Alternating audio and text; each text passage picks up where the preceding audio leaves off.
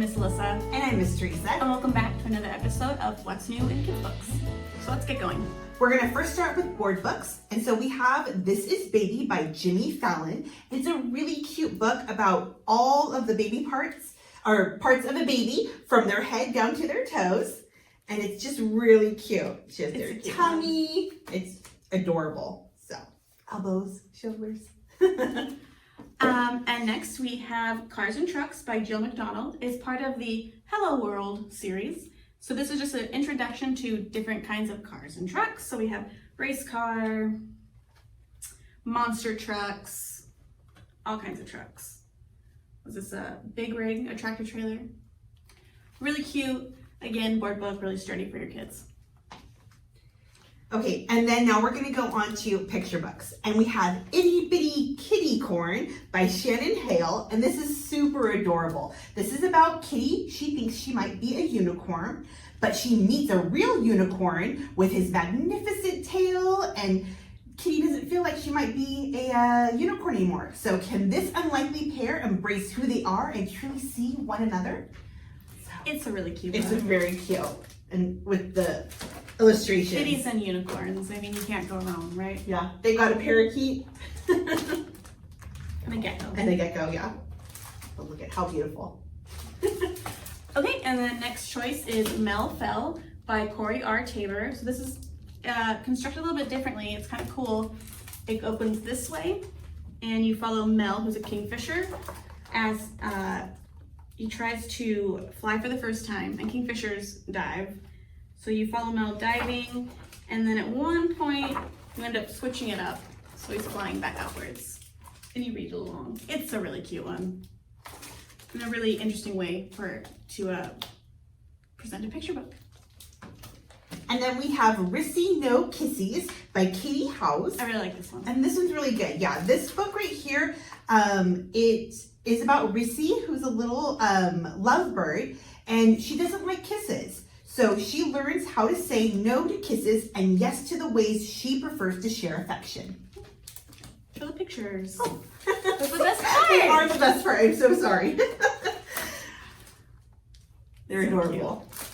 Let me do a couple more. Oh, it makes me want a lovebird. Yeah. And our last pick is Sheepish, Wolf Undercover by Helen Yoon. So this is about Wolf. He wants to eat some sheep, so he decides to infiltrate the herd. It's really cute, really simple words. But look how cute he is as a sheep. Oh, I love the illustrations. They're adorable. Let's just say he has different thoughts on if he wants to eat the sheep or not by the end of it. Really cute. Check it out.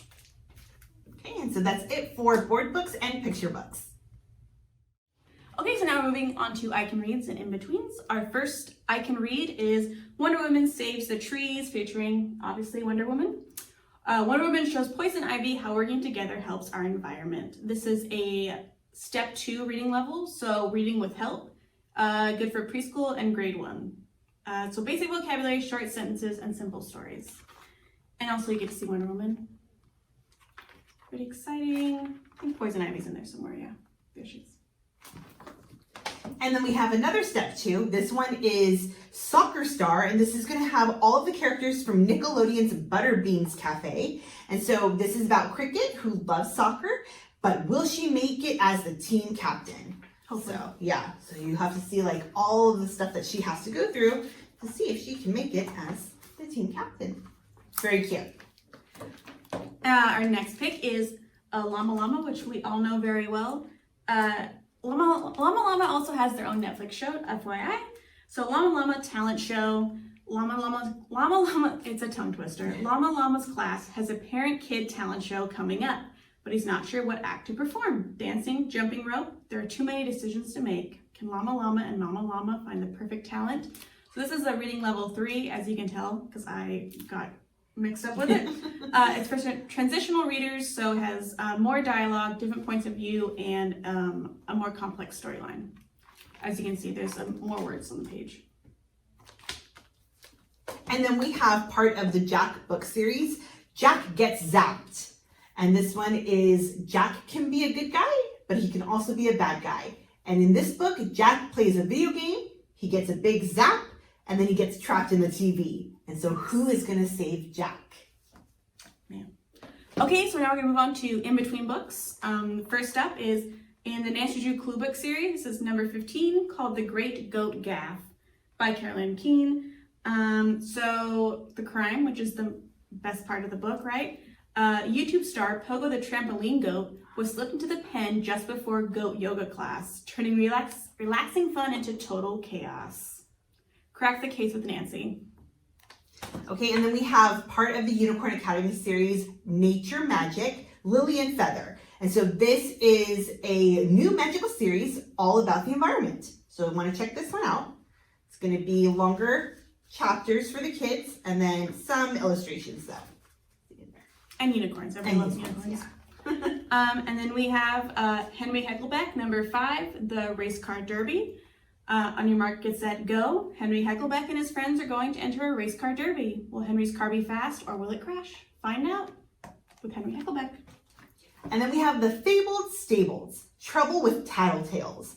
And this one right here, Augie and his friends must hatch a plan to collect the Tattle-Tails and bring them safely to the stables, foiling the evil rooks along the way. And so this is volume 2 in the series.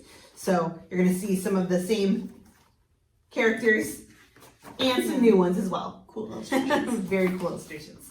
And that's it for I Can Reads and In-Betweens. Okay, and so now we're going to do graphic novels, and then we're going to go into nonfiction. And we're going to start with Artemis Fowl, The Arctic Incident, and this is the graphic novel adapted by Michael Moreci.